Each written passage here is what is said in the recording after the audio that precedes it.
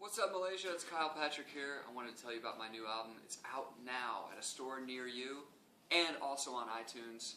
Thank you so much to Hype. Saya Sayang Padamu.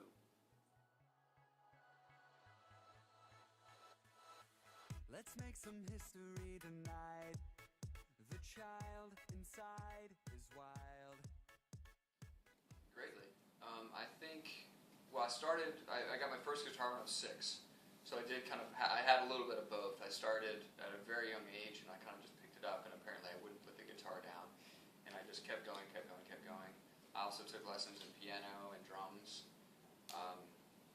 So I tried to learn a lot of different things very early on. And my guitar teacher actually went to Berklee College of Music, which is where I went, and he encouraged me to go there.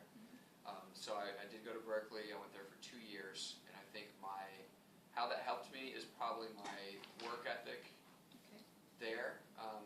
You basically, the thing about that school that's great is you're basically surrounded by so many talented people that are the same age and that have the same aspirations and the same goals, which is to be, some of the biggest musicians and writers and composers in the world, the most successful. So I think just in general, having that surrounding you means that you have to really work hard. And I really take pride in working very hard and having a busy schedule, and I like when I'm busy, and just working really hard, writing a lot and trying to be very prolific. So I think that's probably one of the biggest things out is being surrounded by a lot of people. Make this moment come to life. The time is on our side. I think in general, if a band is lucky enough to have some success, like we were very busy for a long time, and I think naturally people want to take a little bit of a break. So I wanted to just continue and keep writing, and a way for me to get back in front of people and just keep writing songs. So it's another creative outlet for me. Don't know what's up ahead. It's only high and low. Definitely. I had a lot more control over everything. I think just in general, it's my project, and it comes from here, and it's just literally me working on it. Now, when I say it was me working on it, I did work with a lot of other people, but the core of it comes from me, and I think that is the main switch and the main difference is, in a band you're working with 5 people, and it's just different. That's all. I don't think either is better than the other. I love 5. I love what I've done with the band. I also love what I'm doing now. I just love writing songs. I love music, so that's what comes from here, and that's just what I'm going to be doing for the rest of my life. Picture it in your head. Nothing's impossible. If I ever have any problems, I think I have a very, very strong network of friends and very talented network of friends who I worked with extremely a lot on this record. I'm very lucky. I have some amazing songwriters as just close friends. And one of my best friends produced my album. His name is Jared Scharf, and he also plays guitar on Saturday Night Live. So he's this incredibly talented musician, and he also produced my album. So he's a guy that I talk to musically a lot, and he's just always a sounding board for me. My manager, Wendy, who's here, we work hand in hand on everything we do. It's literally my team, my business team, it's us. The 2 of us. We do everything together. So she's a sounding board, extremely big sounding board. And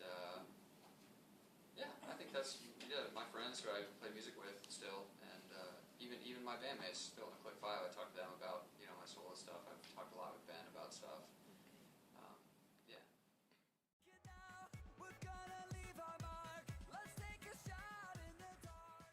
Robin is a big influence, and David Bowie. Those are big influences for my record.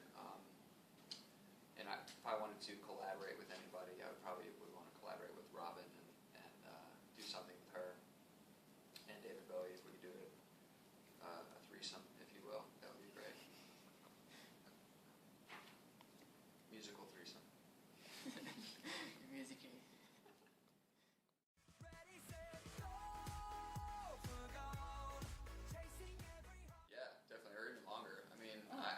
I say college because some of the musical ideas did start then.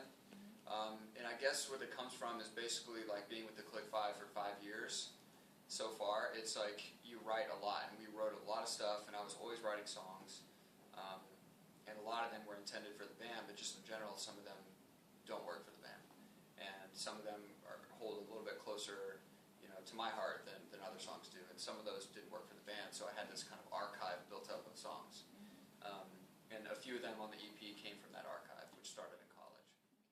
Most of the songs went through many different versions. I'd say the only one that is completely intact, as far as songs that I wrote on the album, because there's a cover on the album. As far as the ones that I wrote on the album, there's only one song that is exactly how it is as we wrote it, and that is Baby Don't Board That Plane. I wrote that with my friend Jesse Rubin, and we wrote that song, and that's how it is on the record now. That's how we wrote it. Okay. Whereas the other songs, Wild Ways, Go for Gold, and Follow Your Heartbeat, those went through so many different versions, like 10 different versions, and I went to so many dark places trying to finish those songs. And just, I would send them to my producer, and he'd be like, nope, not good enough yet. No, not good enough yet, not good enough yet. So I just had to kind of keep going. Waitress. I'm excited. Okay, last question. Okay. Woo! Juice time!